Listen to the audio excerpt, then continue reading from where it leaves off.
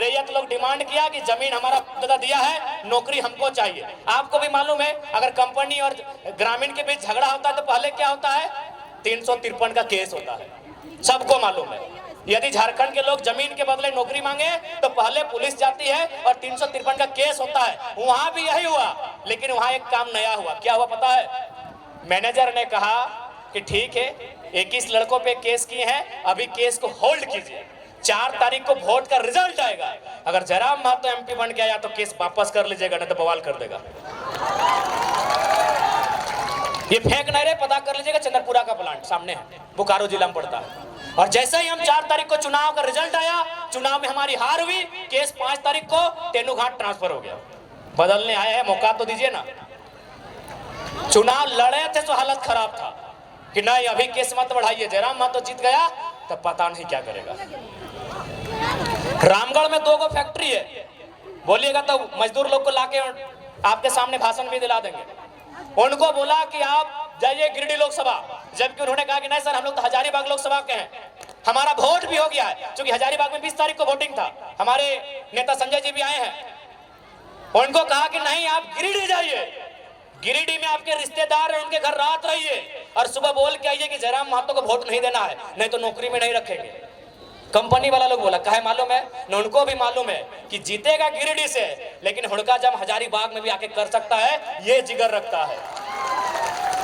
तो देखिए, स्पष्ट कहेंगे, ये जो सिस्टम चल रहा है, इस सिस्टम से ना राज बदलेगा ना राज की तकदीर बदलेगी।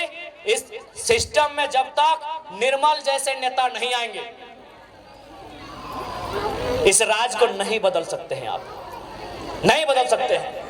अब वो आपको तय करना है, वो आपको तय करना है, ये राज्य आपका है।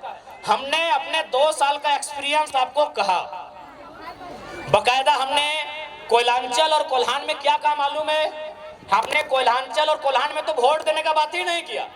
हम बोले नहीं, हम लोग यहाँ तो विधायक संसद बनने का बात ही नहीं करेंगे। हमने कोल्हान और कोयलांचल में एक ही लाइन कहा कि आप हम दो हमारे दो नहीं, तीसरे बच्चे को पैदा कीजिए, एगो को डॉक्टर बनाइए, एगो को वकील बनाइए, लेकिन तीसरा को बिरसा और निर्मल की तरह तैयार कीजिए, नहीं तो आने वाला दिन कोई आपकी नहीं सुनेगा।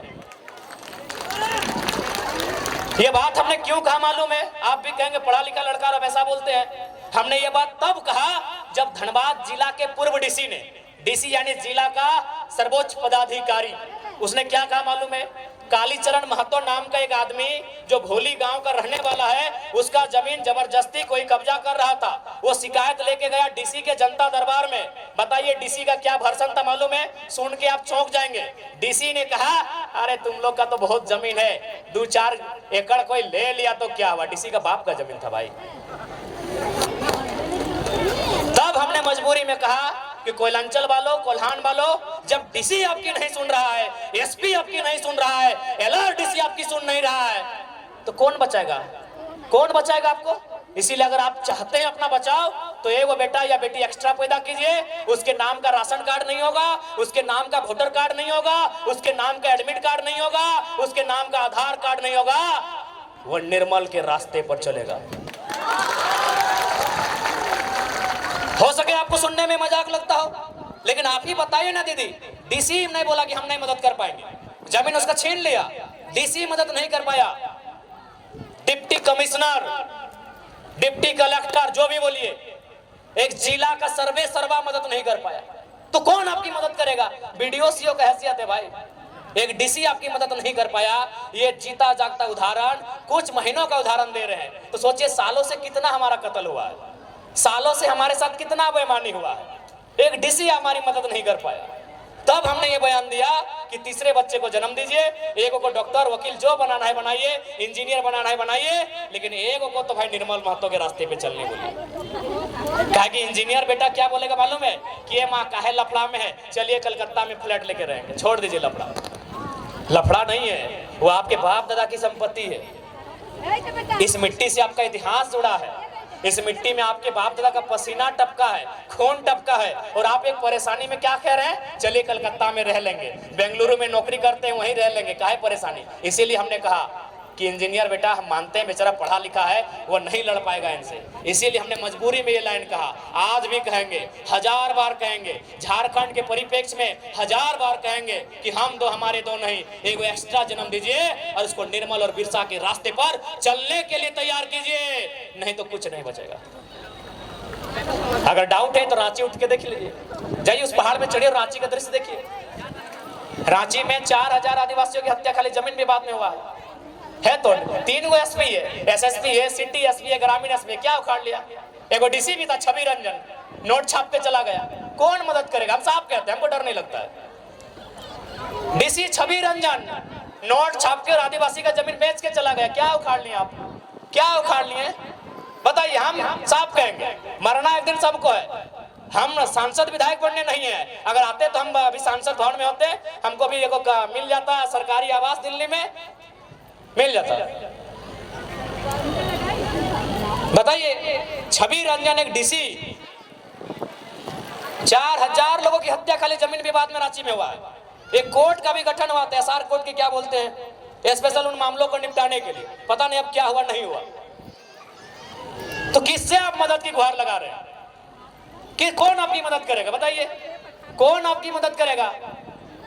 अरे भाई, डीसी छवि रंजन डीसी थे, पूजा सिंघल आईएएस थी, अरे वो आपको लूटने के लिए यहाँ आई है, तो किससे मदद की अपेक्षा रख रहे हैं? या तो 2 ही रास्ता है, विधानसभा के भीतर अच्छे लड़कों को भेजिए जो फौलादी है, जो बहादुर है, या तो निर्मल बनिए, या तो बिरसा बनिए, कोई रास्ता नहीं है। अगर आपको रास्ता दिखे तो बताइएगा, अगर आपको रास्ता दिखे तो हमको भी बताइएगा। मजबूरी में एक पीएचडी करने वाला छात्र मास्टर ऑफ आर्ट्स इंग्लिश से हम भी फर्स्ट क्लास पास किए हैं, लेकिन आज हम ऐसा बात बोलते हैं तो लोग बोलते हैं तुम 20 उगल रहे हो। भैया मजबूरी है। 2 साल पहले हम लोग भी क्रिकेट फुटबॉल खेलते थे, 2 साल पहले हम लोग भी क्रिकेट फुटबॉल खेलते थे, मेला घूमने जाते थे, दोस्तों संग मूवी देखने जाते थे। ये 2 साल झारखंड को देखने के बाद हम कह रहे हैं, कौन बचाएगा? आप ही बता दो। सरकार से उम्मीद कर रहे हैं, तो और एक उदाहरण देते हैं, क्योंकि अतिक्रमण पे बात आती है। हरमू नदी इधर कहीं है रांची में, अतिक्रमण हुआ है। हाँ, हेमंत सोरेन भी मैंने योगी के स्टाइल में बुलडोजर चलाने का आदेश दिए। बुलडोजर चलना स्टार्ट भी हो गया था, लेकिन बुलडोजर चलते चलते रुक गया। क्यों रुका पता है? वो आलमगीर आलम का आवाज था, वो जो अभी जेल में है। तो कैसे इनसे अपेक्षा करेंगे? जो लोग हमारी रक्षा की जिम्मेदारी लेके हमें वही लूट रहे हैं, तो हम किस पे विश्वास करें?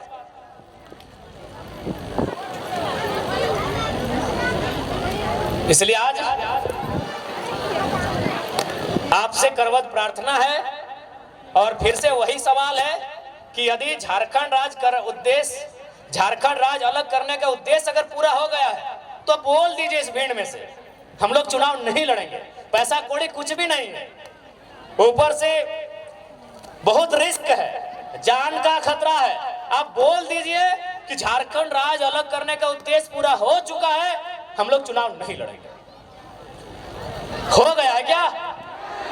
हो गया है? हुआ है? तो क्या हमें चुनाव लड़ना चाहिए ना भाई? कहीं अगर उद्देश्य पूरा हो गया तो हम लोग क्यों टांग अड़ाएंगे? जो चला रहे चलने दीजिए। लेकिन अगर उद्देश्य पूरा नहीं हुआ है तो चुनाव लड़ेंगे भी, चुनाव जीतेंगे भी, और उनको तो गाड़ेंगे तो झारखंड को लूटने के लिए आए हैं। और एक बात स्पष्ट कहेंगे, ये जो बाहर भीतर का जो टर्म यूज करते हैं, आप आइए धनबाद, 3 बार सांसद कॉमरेड एके राय बने। आज धनबाद के कोई गांव नहीं है जहां उनको पूजा नहीं जाता है।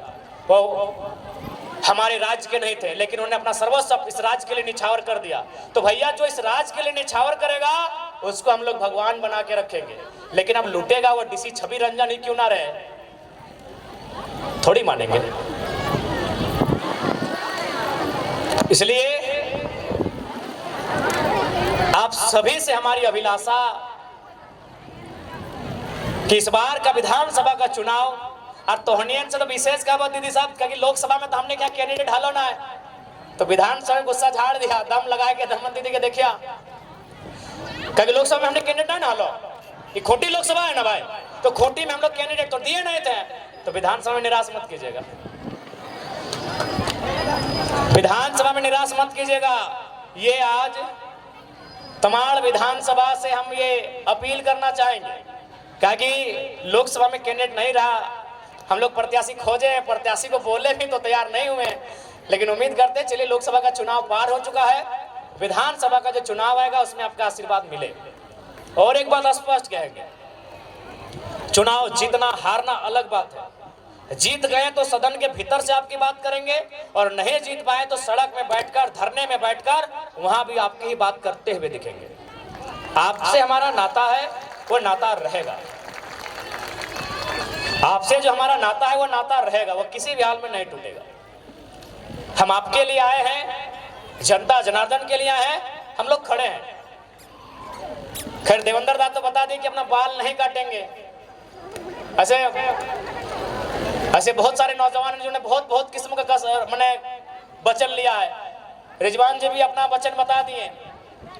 तो हम लोग शौक नहीं है कि विधायक बन के निकल जाए, सांसद बन के निकल जाए, ख्वाहिश यही है कि इस राज्य के लोगों का संरक्षण हो। आज जो इस राज्य के लोग, चाहे हमारी नौकरियों की बात करें, शिक्षा स्वास्थ्य की व्यवस्था की बात कीजिए, आप बोंडू अनुमंडल अस्पताल की देवेंद्र दा बात कर रहे थे, अरे आप रांची नहीं, झारखंड के सबसे बड़े अस्पताल रिम्स की बात कीजिए ना। रिम्स को लेकर कुछ दिन पहले हाईकोर्ट का एक स्टेटमेंट था कि यदि रिम्स इलाज की व्यवस्था नहीं कर पाते हैं तो बंद कर दीजिए व्यवस्था। यानी इस राज्य के सबसे बड़े अस्पताल को हाईकोर्ट ने फटकार लगाया है। तो भाई ये सरकार कर क्या रही है? अपना परिवार का सीट बढ़ा रही है। और वास्तव में इस राज्य में नियोजन नीति है, आपको मालूम नहीं है क्या? इस राज्य में नियोजन नीति है लेकिन नेताओं के लिए है। जनता की नियोजन नीति बनाने के लिए हम लोग सदन में जाना चाहते हैं। नियोजन नीति है नेताओं के लिए। कैसे से? रांची के कोई क्या थे पूर्व सांसद, ना वो रामटाल जी नहीं, और वो जो सुबोध कांत सहाय, कांग्रेस पार्टी, उनकी बेटिया का क्या कारनामा है भाई? अगर बेटिया चुनाव लड़ गए तो नेता के तो है ही हो कि नेता के लिए नियोजन नीति है। बाप तो रहबे कि यहाँ बेटिया टिकट लेके आ गई। इधर आजसू के नेता है रामगढ़ वाले मौसा जी गिरिडीह से सांसद और मौसी रामगढ़ से विधायक, वहां नीति है। इधर आइए दादा का बात करते, हेमंत दादा हिंदे मुख्यमंत्री, भौजी कल्पना गांडे से विधायक, बसंत भाई और दुमका से विधायक। तो नेताओं के लिए नीति है, हमें नीति नौजवानों के लिए चाहिए। और एक बात, आज जैसा हम लोग क्रांतिकारी सोच के साथ राजनीति कर रहे हैं, यदि हम लोग सफल नहीं होते हैं तो शायद कोई इस राज्य में नया करने का मौका, नया करने के बारे सोचेगा नहीं। हम लोग नया क्या किया आपको देख लिए। आप बार बार कहते हैं कि एक चपरासी बनने के लिए पढ़ा लिखा होना चाहिए, इंटरव्यू होना चाहिए। हम लोग भी जारी किए हैं कि हमारी पार्टी से वही प्रत्याशी बनेगा, उनके क्राइटेरिया दिए हैं। ऐसा नहीं कि जो नहीं पढ़े लिखे नहीं बनेंगे, लेकिन कम, मैक्सिमम वही रहेंगे। अभी यही उदाहरण देते हैं, आपके बीच हमारे 3 प्रत्याशी, हम गिरिडीह वाले हैं, आपके रांची से देवेंद्र दा है, हजारीबाग से संजय मेहता है। क्या क्वालिफिकेशन है? Appearing PhD. Devendra Nath Mahato appearing PhD, Sanjay Mehta MA+ LLB। तो अगर एक नई क्रांतिकारी शुरुआत हम लोग करने जा रहे हैं, आपका खुद डिमांड रहता है कि चपरासी बनने के लिए पढ़ा लिखा होना चाहिए, हम पढ़े लिखे लोगों को आगे लाने का काम कर रहे हैं, और यहाँ अगर हमें सपोर्ट नहीं मिलेगा तो गुस्सा फेसबुक में ही दिखाइए, फिर गुस्सा फेसबुक में दिखाइए। हम तो आपके मन मुताबिक जैसा युवा चाहती है हम तो ऐसा लेके आए हैं। हमने यहाँ तक प्रत्याशी के लिए इंटरव्यू भी रखा है, ऐसा इतिहास में तो बताइए। हमारे पार्टी से जो भी प्रत्याशी बनेंगे उनका इंटरव्यू लिया जाएगा, ऐसा इतिहास में नहीं हुआ। तो अगर हम लोगों को सपोर्ट नहीं मिलेगा तो नो डाउट अगर हमारा मनोबल कैसे उठेगा। तो इसलिए हम लोग क्रांतिकारी बदलाव करने इस राज्य में जा रहे हैं, आपका आशीर्वाद मिले। और विशेषकर दीदी लोग आपसे कहेंगे, दीदी लोग आपसे भी कहेंगे कि अबरी अगर नो डाउट आपकी भूमिका बहुत ज्यादा है, आपकी भूमिका तोहनी के भूमिका ये खातिर ज्यादा हो ना, तोहनी के काम ज्यादा हो। सीएनटी कानून को समझिए, तो सीएनटी कानून में क्या कहता है कि आदिवासी, मैं आदिवासी पे ही बात करता हूँ कि एक आदिवासी का जमीन एक आदिवासी खरीदेगा, एक आदिवासी का जमीन आदिवासी खरीदेगा, लेकिन उसी थाना में, चलिए उस समय थाना तब जिला बन गया है, या फिर हम प्रखंड मान लेते हैं, चलिए हम ऐसे कानून में क्या है नहीं मालूम है, हम सपोज दैट जिला ही मान लेते हैं कि एक आदिवासी का जमीन उसी जिला उसी प्रखंड के एक आदिवासी को खरीदना है। तो हेमंत सोरेन तो रामगढ़ जिला के थे, दुमका में काहे खरीदे? तर्क से बात कीजिए, ऐसे हवा हवाई बात नहीं करेंगे। ये इसका मतलब वो बिरसा भगवान खुद नहीं मानते हैं। हेमंत सोरेन खुद देखिए, माला चढ़ाने से बिरसा भगवान के आप अनुयायी नहीं हो गए। अगर हेमंत सोरेन जी ने बिरसा भगवान पे माला चढ़ा दिया तो उसके अनुयायी नहीं हुए। वो चाहते क्या थे? वो उनके मरने के बाद जो कानून बना, क्या उस कानून को हेमंत सोरेन मानते हैं? मेरा एक ही सवाल है। बिरसा भगवान के मरने के बाद एक कानून बना, उस कानून का नाम है छोटा नागपुर टेनेंसी एक्ट। वो कानून तैयार होना स्टार्ट हुआ 1902 में और फाइनल हुआ नवंबर का महीना 1908 में। ये कानून बना बिरसा भगवान की शहादत के बाद। तो क्या माननीय मुख्यमंत्री उस कानून को मानते हैं? जी नहीं, धज्जियां उड़ाते हैं, उस कानून की धज्जियां उड़ाते हैं। उनका जमीन रांची में, उनका जमीन रामगढ़ में, उनका जमीन बोकारो में, उनका जमीन धनबाद में, उनका जमीन दुमका में, 5 जिला में हम जानते, बाकी आप जानिए, बाकी आप जानिए, बाकी भैया आप जानिए। देखिए, आज लोगों को हमसे हालत इसलिए खराब है कि हम सरल शब्दों में लोगों को बहुत गहरी गहरी और रहस्यमयी बातों को समझा देते हैं। जो बातें उलझी हैं उन बातों को सुलझाते हैं। इसीलिए आज हमें लोग जानते हैं कि ये लड़का लीडर तो है ही, साथ में टीचर का काम करता है। और समाज में आप लीडर पैदा होने दीजिए, टीचर पैदा मत होने दीजिए। इसीलिए लोग इतना केस करता है हम लोग के ऊपर।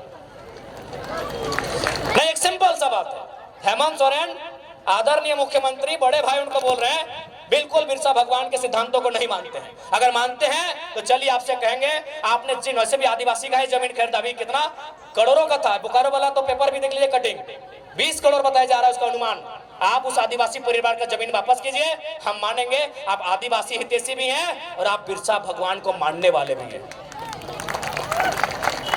तो इसलिए अगर हम लोग सरकार में आते हैं तो देखिए, मेरा जो दिल कहता है, हम भी चूंकि किसान का बेटा है, हमारा कौम भी जो कुर्मी का अर्थ आता है कोड़ना, कोड़ना यानी मिट्टी कोड़ना, तो हमको भी लगता है चाहे आदिवासी की समस्या है, चाहे गैर आदिवासी रहे, मूलवासी रहे या ओबीसी रहे, किसी की रहे, पहली समस्या जमीन की है। आज हमारी जमीनों को जबरन कब्जा किया जा रहा है, आज जबरन हमारी जमीनों पर फैक्ट्री लगाई जा रही है, आज जबरन हमारी जमीनों पर सड़क पार किया जा रहा है। इसलिए हम लोग सबसे पहले जमीन कानूनों को सुधार करेंगे। अगर जमीन रहेगा तभी हम जिंदा रहेंगे, नहीं तो किसी रेलवे प्लेटफॉर्म में वो कटोरी लेके क्या बोलते हैं, गुलगुलिया, हालांकि माफी चाहते हैं शब्द के लिए, लेकिन जो सच्चाई है कहते हैं, वो गुलगुलिया कोई बंजारा बोलता है, वही हमारा और आपका जीवन होगा। क्योंकि गुलगुलिया कोई नदी के किनारे पैदा नहीं हुए हैं, गुलगुलिया आकाश से टपके हुए लोग नहीं है, ना ही धरती को चीर के आए हैं, किसी और नर और नारी ने उनको जन्म दिया है। और वो नर नारी, उसका भी कहीं खेत खलिहान होगा, उसका भी कहीं बाग बगीचा होगा, लेकिन आज उसके पास नहीं है। शायद इसी प्रकार जैसा आज हमारे साथ हो रहा है, उसके साथ 100 साल पहले हुआ होगा। आज जिनको हम बंजारा कहते हैं, आज जिनको हम गुलगुलिया कहते हैं, आज जिनके पास माने सर ढकने के लिए छत नहीं है, जिनके पास कदम रखने के लिए एक बित्ता जमीन नहीं है, वो हमेशा ऐसे नहीं थे, वो हमेशा ऐसे नहीं थे। उनके पास भी इसी दुनिया में, इसी जहान में, किसी कोने में जरूर एक जमीन का टुकड़ा होगा जहां उनके पूर्वजों का आशियाना होगा, जहां की सुबह और शाम वो अपने परिवार के साथ जीते होंगे, खाते होंगे, एक साथ रहते होंगे। लेकिन आज उनके पास कुछ नहीं है। चले जाइए रांची का रेलवे स्टेशन, चले जाइए धनबाद का रेलवे स्टेशन, चले जाइए कोई भी रेलवे स्टेशन, आपको मिलेंगे वो लोग। तो हम नहीं चाहते हैं कि झारखंड के लोगों की दशा ये हो। इसलिए अगर हम लोग गवर्नमेंट में आएंगे तो सबसे पहले यहाँ के जो जमीन कानून है मजबूती से लागू करेंगे, उनको और प्रभावी बनाएंगे, ताकि यहाँ के लोगों, भोले भाले लोगों की जमीन कोई हड़प ना ले। उसके बाद जो सबसे महत्वपूर्ण है, नौजवान। आज अगर नौजवानों की बात करें तो उनमें निराशा है। आज अगर नौजवानों की बात करें तो 10 साल एक कोचिंग संस्थान को समर्पित करते हैं। आज वो 10 साल 15 साल तैयारी करते हैं, कोई धनबाद में, कोई हजारीबाग में, कोई रांची में, कोई जमशेदपुर में। किसी की आंख की रोशनी चली जाती है, चश्मा चढ़ाना पड़ता है, किसी का पेट बाहर आ जाता है। देखिए सबका थोड़ा थोड़ा आ गया। किसी का पेट बाहर आ जाता है, देखिए किसी के बाल आधा घुस गए हैं, इधर उड़ गए हैं, चेक कर लीजिए, किसी के बाल सफेद हो जाते हैं, लेकिन इंतजार में रहते हैं कि एक परीक्षा हो।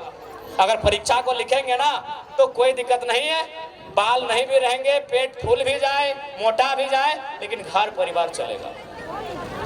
एक नौजवान को सबसे ज्यादा चिंता अपने स्वस्थ शरीर की होती है, लेकिन अपने स्वस्थ शरीर को हम लोग गला देते हैं। क्या गलत कह रहे हैं? एक 18 से 25 साल के लड़के को पूछा जाए कि पहली प्राथमिकता क्या है, वो कहेगा मेरा शरीर। एक 18 साल से 25 साल के लड़के या लड़की से पूछा जाए कि तुम सबसे पहले क्या चाहते हो, अपना शरीर को चाहेगा कि हम फिट रहें, सुंदर रहें, अच्छा रहें, बलशाली रहें।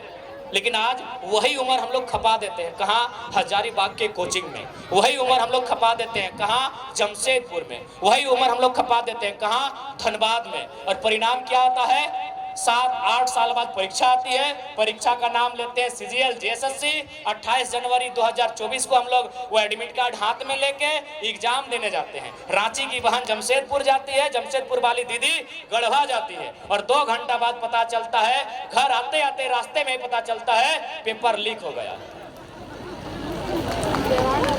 पेपर लीक हुआ है। चलिए पेपर लीक हुआ था, उससे तो समझ सकते हैं कि दोबारा पेपर ले सकते हैं, दोबारा एग्जाम होगा, लेकिन पेपर लीक 27 लाख में हुआ था।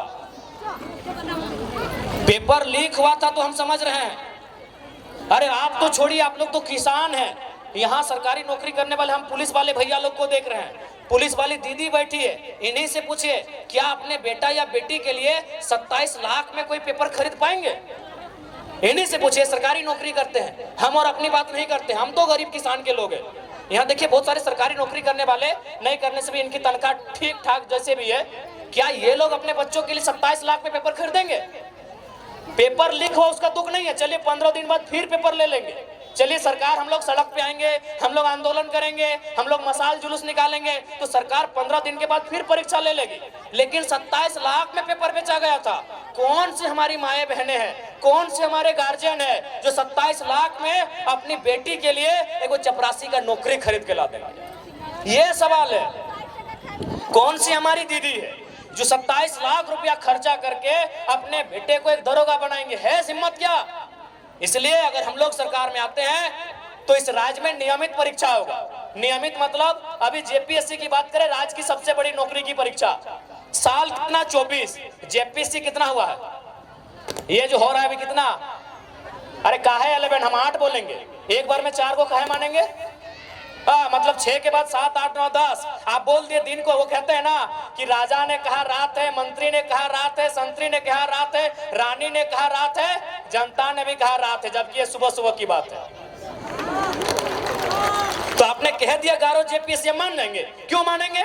6 जेपीएससी, 7, 8, 9, 10, 4 बार में आप 1 जेपीएससी लिए, एक टर्म में 4 को, अभी 252 सीट से क्यों मानेंगे? 1200 सीट देते हम मानते हैं, 1200 सीट देते हम मानते हैं। इसीलिए 7 और ये 8 जेपीएससी, साल कितना? 24, यानी एक साल में 1 जेपीएससी होना चाहिए। क्या गलत बोल रहे हैं? जेपीएससी का मतलब क्या है? पढ़े लिखे नौजवान बताएं। एक साल में 1 जेपीएससी। इसलिए ये तो तय रहेगा कि परीक्षा नियमित होगी और फ्री और फेयर होगी, कदाचार से मुक्त होगी, और जो लोग कदाचार में पकड़े जाएंगे, अभी थोड़ा नया नया नियम कानून आया है, शब्द का थोड़ा पाबंदी है, जो लोग पकड़े जाएंगे वो कितना बड़ा वीआईपी काहे ना रहे, गजाड़ में फेंक देंगे। और आज आपको फिर से कहेंगे, अगर झारखंड को बदलते हुए देखना चाहते हैं तो हम नहीं कह रहे हमारे लड़कों को, आप जिसको भी एमपी एमएलए सीएम बनाइए वो रिस्की होना चाहिए, रिस्की होना चाहिए। अगर वो रिस्की नहीं होगा, अगर उसमें अपने परिवार की चिंता होगी, जान का डर होगा, तो लिख के बोलते झारखंड नहीं बदलेगा, नहीं बदलेगा भैया। एचईसी का कब्जा है, टाटा का कब्जा है, चांडिल डैम 60 साल पुराना विषय है, हिंडाल्को में 50-60 साल पुराना विषय है, बीसीसीएल, सीसीएल, ईसीएल। अरे भाई आप सीधा उंगली से घी निकलेगा। यहाँ ऐसा सीएम चाहिए जिसके पास कलेजी नहीं कलेजा हो। लिख के बोल रहे हैं, लिख के बोल रहे हैं। आप कैसे उनसे लड़ेंगे भाई, जो कई वर्षों से हम पे शोषण कर रहे हैं? आप उन उद्योग घरानों से लड़ लेंगे?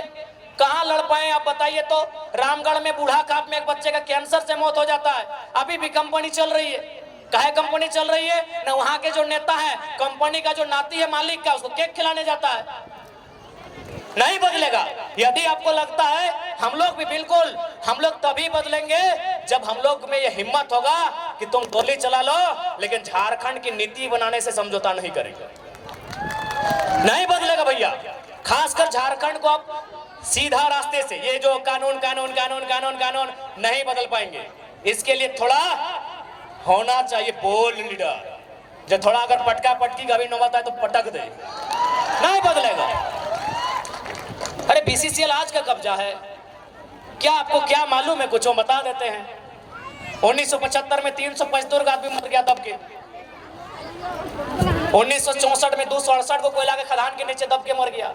2006 में बागमारा में 50 को आदमी मजदूर नीचे दब के मर गया। उस बीसीसीएल से आप लड़ लेंगे? अरे आपका एक और नहीं 300 आदमी दब के वहां मर जाता है, कोई सुनाने वाला नहीं भैया। आप उससे लड़ लेंगे? मजाक लगता है आपको? पूरा चेन को कब्जा करके रखा है। ठीक है, पूजा सिंघल को आपने अरेस्ट कर लिया, उसका हॉस्पिटल तभी भी खड़ा है। पूजा सिंघल को आपने अरेस्ट कर लिया, हॉस्पिटल तभी भी खड़ा है। क्या कबाड़ लिए? क्या कबाड़ लिए? नहीं होगा, स्पष्ट कहेंगे। और हम भी बार बार यही बोले हैं, अगर हमारी पार्टी से कोई विधायक बनने आए हैं तो भैया कलेजा लेके आइएगा। कलेजी है तो मत लड़िएगा। नहीं होगा। सीधे रास्ते से झारखंड में पॉलिटिक्स नहीं होगा। वही होगा, फिर हम जीतेंगे। 2 गो गार्ड आगे रहेगा, 2 गो पीछे रहेगा, वही चलेगा जैसा चल रहा है। 4 गो फार्म हाउस रहेगा, 1 गो घरवाली रहेगी, 2 गो बाहर वाली रहेगी, यही चलेगा। इससे ज्यादा नहीं बदलेगा। लिख के बोल दे रहे हैं, अगर कलेजा है तो ही बदलेगा। और विश्वास कीजिए हम लोग बदलेंगे। एक छोटा सा उदाहरण देते हैं। चंद्रपुरा में प्लांट है, सीटीपीएस उसका नाम है। वहां एक प्लांट आया। से सवाल करता हूं, क्या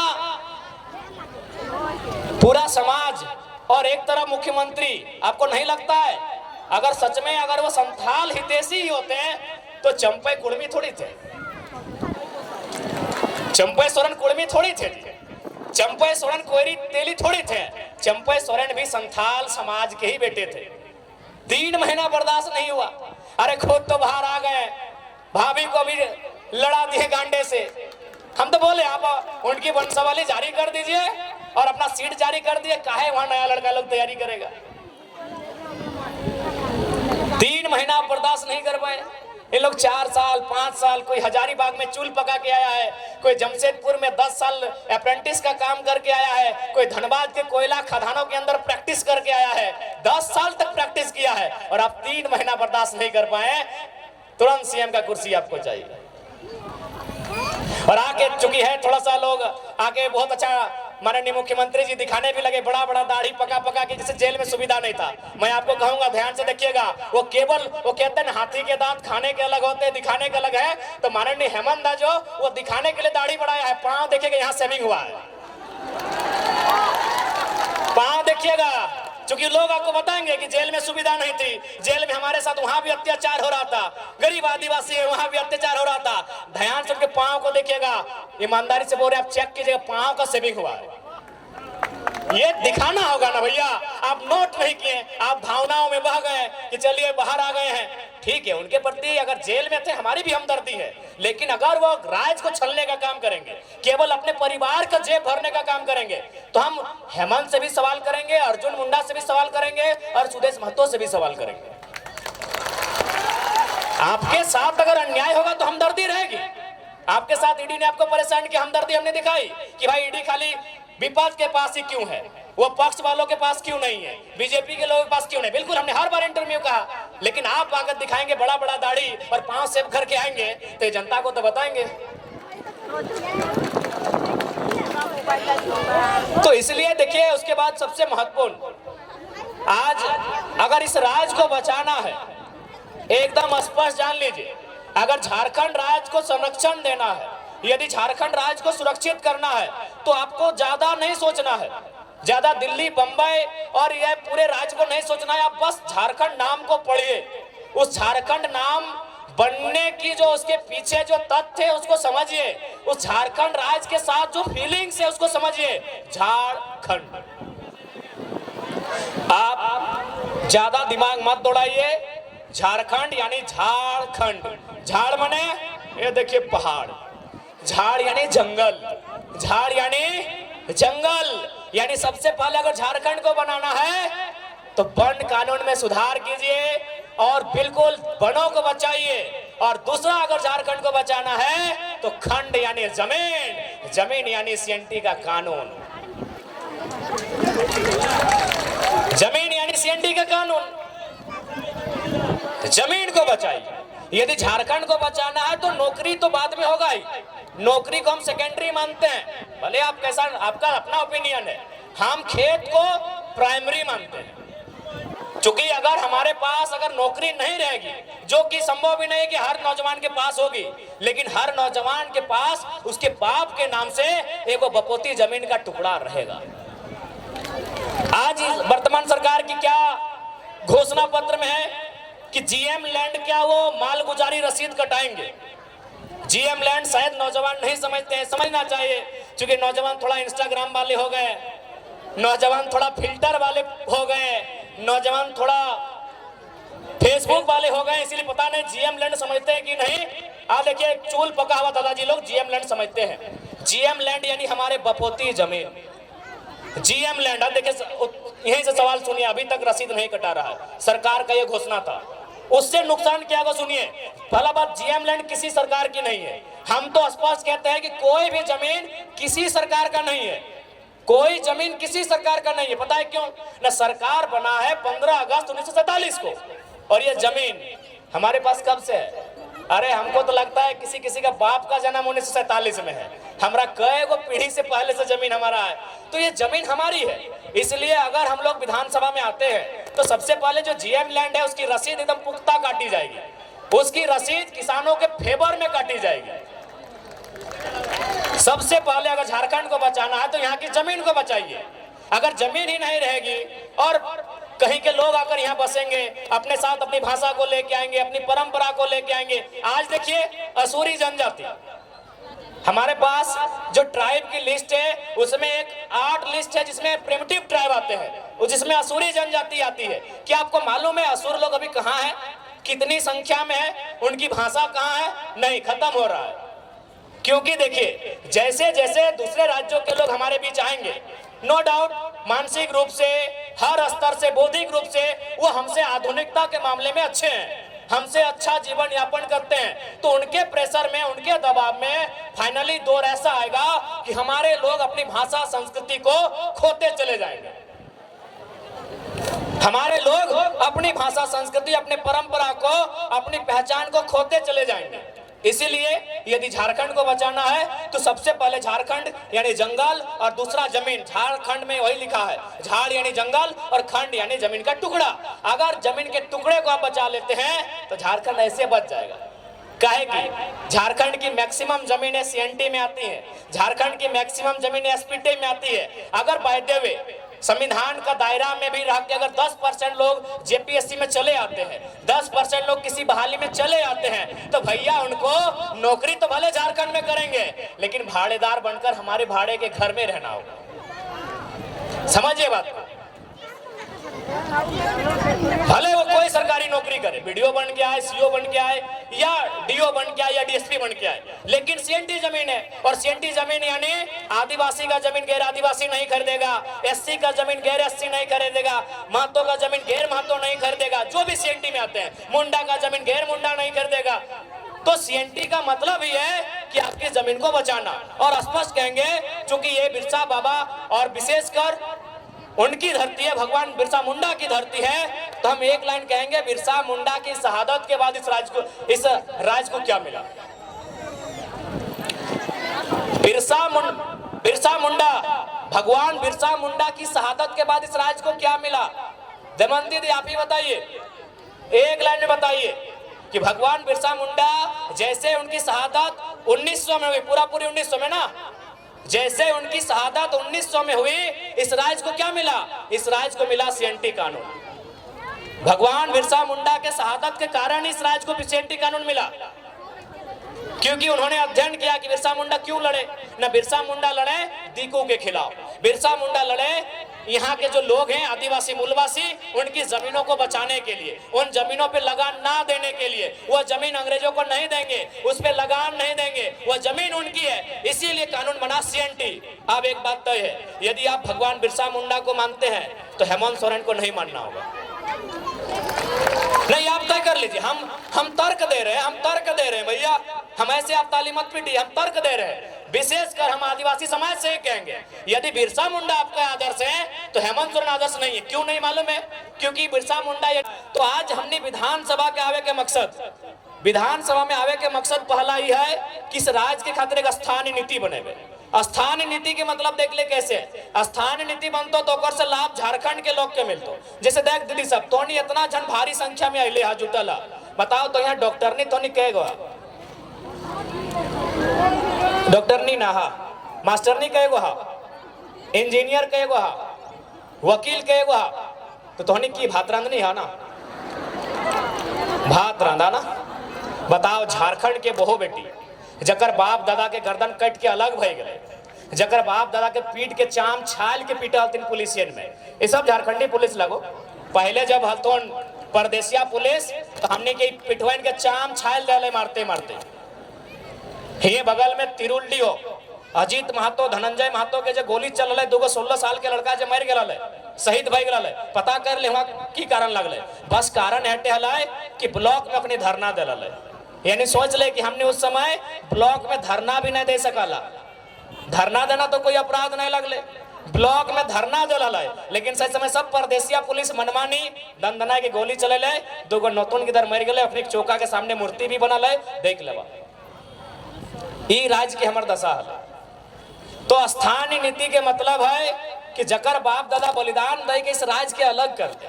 आज ओकर घर एक बहु बेटी बताओ, वो मास्टरनी बने के मौका नहीं मिलो हो, ओकरा वकील बने के मौका नहीं मिलो हो, और कितना महीना अगर कोनो काम भी तोहनी के मिलो तोहनी की काम मिल तो नहीं गो देखबी सादा लोग अगर हरा पार देख लला, सफेद साड़ी और हरा रंग का पार, तो समझ लीजिए वो मलेरिया फलेरिया की टैबलेट बांटने वाली दीदी है। वो झारखंड की बेटी है, नो डाउट, एकदम 100 या 99% वो जो लेडीज जो है वो झारखंड की बहू या बेटी है। महीना कितना 4000 5000। एगो साड़ी का रंग गुलाबी है, अगर गुलाबी साड़ी देख लिए गांव घर में तो समझ लीजिए वो क्या काम कर रही है ना, वो जल सहिया है। यदि आप आसमानी साड़ी देख लिए तो समझ लीजिए कि आंगनबाड़ी की सेविका है। ये काम किसको है? झारखंडी को। और चले जाइए रांची के दफ्तर में, चले जाइए जमशेदपुर के दफ्तर में, जहां AC चल रहा है, जहां मैडम जी कलम लेकर बैठी हैं, उसका तनख्वाह 60,000 है, उसका तनख्वाह 90,000 है, उसका तनख्वाह 1,20,000 है। और पूछिएगा आप कहाँ की हैं, बोले कि हम इलाहाबाद के हैं, हम पटना के हैं, हम छपरा के हैं, हम दिल्ली के हैं, हम लखनऊ के हैं। तो हाँ, हम लोग बर्तन मांजने के लिए झारखंड लिए नहीं, हम लोग बर्तन मांजने के लिए झारखंड लिए हैं। हमारी बहू बेटी लोग बर्तन मांजेगी नहीं, हम लोग बर्तन मांजे, हमारी दीदी लोग बर्तन मांजेगी। और ये हम नहीं कह रहे हैं, ये आंकड़े कह रहे हैं, सरकार के आंकड़े कह रहे हैं कि 75,000 झारखंड की 75,000, उसमें मैक्सिमम आदिवासी घर की बेटियां दिल्ली में, चेन्नई में, बंबई महानगरों में दाई का काम करती है। ये आंकड़े कहते हैं 75,000, यानी जिनके लिए राज बना है उनके घर की बहू बेटियां दिल्ली में जाके नौकरानी का काम करती है, और जिनका इस राज्य से वास्ता नहीं वो मलकती है, चमकती है और महारानी का काम करती है। ये हमारे राज्य की दुर्दशा है। हमें उन बहनों से भी शिकायत नहीं है, हमें शिकायत हमारी सरकार से। वो दिल्ली की बहन हो चाहे पटना की बहन हो, हमें उससे कोई शिकायत नहीं है। शिकायत हमारी सरकार से है कि आप इस राज्य से बाहर लोगों को अवसर क्यों देंगे, क्यों देंगे? ये राज्य हमारा है, इस राज्य में गैर राज्यों को अवसर क्यों मिलेगा? अगर उनको ही अवसर देना था, यदि HR बन के यूपी के लोग ही आते, ठेकेदारी करने के लिए बिहार के लोग आते, नर्स बनने के लिए उड़ीसा के लोग आते, और यदि कंपनी को चलाने के लिए बंगाल के लोग आते, तो निर्मल महतो को गोली काहे चलाए थे भाई? निर्मल महतो क्या मने काहे शहादत दिए थे? काहे शहादत दिए थे निर्मल महतो, बताइए? आप आज ठेकेदारी के लिस्ट उठाइए, अरे आपको ताज्जुब होगा कि पीसीसी रोड का ठेका यूपी और बिहार के लोग लेते हैं। ये हम नहीं कह रहे, अखबार का कटिंग कह रहा है। 80% पीसीसी रोड का ठेकेदारी अब यूपी और बिहार के लोग झारखंड में करते हैं। तो झारखंड के लोग क्या करेंगे? देखो, जिनको हमारी बात बुरी लगती है लगे भैया, लेकिन जो जेन्युइन बात है हम वही कहते हैं। हम आपके राज्य में एगो जल मीनार का ठेका नहीं ले सकते हैं, हम आपके राज्य में एगो नली का ठेका नहीं ले सकते हैं, और आप हमारे राज्य में 100 किलोमीटर 150 किलोमीटर तो पीसीसी तो टीसीसी रोड का ठेका लेते हैं। क्या है भाई, ये व्यवस्था कैसे चलेगी? ये कौन सी व्यवस्था है बताइए आप? ये कौन सी व्यवस्था है? ये कौन सा अलग झारखंड राज्य है? इसलिए झारखंड राज्य अलग नहीं हुआ था। इसलिए आज हमारी लड़ाई किसी गैर राज्य से नहीं है। जो लोग गैर राज्य के हैं वो हमारे बड़े भाई समान है। हमने शुरू से कहा है, बिहार हमारा मंझला भाई है, बंगाल हमारा बड़ा भाई है, और उड़ीसा हमारा संजला भाई। हम तो छोटा भाई है, 4 भाई हैं हम लोग। लेकिन ये भी तो नियम है, ये भी नियम है ना कि अगर 4 भाई में खेत का बंटवारा हो जाए तो क्या बड़ा भाई छोटा भाई का खेती करता है? सिंपल बात है भाई। यहाँ लड़ने झगड़ने की कोई बात ही नहीं है। यहाँ बिहारी झारखंडी और बंगाली झारखंडी करने की बात ही नहीं है। सिंपल सा बात है। अभी अगर 4 भाई में अगर जमीन का बंटवारा हो गया तो क्या बड़ा भाई जबरदस्ती छोटा भाई को खेत काट के ले जाएगा क्या? सिंपल सा बात है। तो बंटवारा हो चुका है। किसी के पास 94,000 वर्ग किलोमीटर है, किसी के पास 88,000 वर्ग किलोमीटर है, किसी के पास 1,55,000 वर्ग किलोमीटर है। हमारे पास सबसे कम 79,000 वर्ग किलोमीटर है। हमारी जमीन पे नजर नहीं गड़ाइए, हमारी जमीनों पे नजर नहीं गड़ाइए, हमारे खदानों पे नजर नहीं गड़ाइए, हमारे रोजगार पे नजर नहीं गड़ाइए, हमारी परंपरा हमारी संस्कृति पे नजर मत गड़ाइए। हमारी लड़ाई कहीं गलत नहीं है। क्योंकि हम लोग कमजोर हैं, इस बात को मानिए। क्योंकि ये निर्मल दा का दौर नहीं है, ये गुरु जी का दौर नहीं है, ये बिरसा भगवान का दौर नहीं है, और हमारे नेताओं की गलती के कारण, हमारे नेताओं के लालच के कारण हम लोग हैं कमजोर। अब लालच ही कहिएगा ना। अब बताइए, नेताजी गए हैं आपके वोट से जीत के और पार्टनरशिप कर रहे हैं विष्णु अग्रवाल से। नाम आपको मालूम है, छोड़िए कि गलत बोल रहे हैं। अरे आपको पार्टनरशिप ही करना था तो देवेंद्र मुंडा से करते, देवेंद्र महतो से करते, जो लोग आपको वोट दिया है। क्या गलत बोल रहे हैं? हमारे नेताओं की उदासीनता, हमारे नेताओं की स्वार्थ नीतियां आज हमारे इस राज्य को कंगाल कर रही है। आज देखिए, माननीय मुख्यमंत्री का उदाहरण लीजिए। क्या आपको लगता है, मैं आज आदिवासी समाज से ये सवाल करता हूं, और आदिवासी नहीं, आदिवासी में भी अब 35-36 प्रकार के समुदाय आते हैं।